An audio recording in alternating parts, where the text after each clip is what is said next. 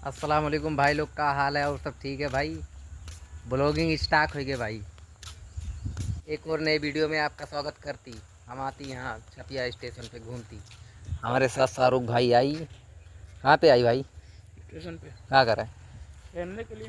टहलने के लिए। भाई देखो कितना अच्छा नज़ारा है। दूर दूर तक एक आदमी नहीं दिखाई पड़ता, सिर्फ यहाँ बानर मिली है, बानर।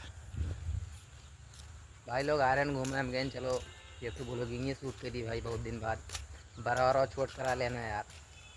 देखा तो हीरो दिखाए लगे ना। ऐसे कि बार पहले हमारा बहुत बड़वाड़ रहा, अब बार हो गया छोटवार भाई। लुका चेंज हो गया भाई, एकदम छोट भाई लड़का दिखाई पड़ी था। भाई लोग देख सकते हो गाँव वगैरह भैया पावर हाउस वहाँ पर भाई, बिजली बिल है यार। थोड़ा गड़बड़ हो गया मामला। ऐसे 2 महीने बिल ना आ रहा तो हो गया चक्कर, तो कही कि भाई 11 बजे आओ। काल 11 बजे फिर आई भाई। हमें सब देख सकते याद हैं। शाहरुख भाई हमारे साथ ही। चलो भाई लोग, मिली थे अगले वीडियो में, तब तक के लिए खुदा हाफिज़।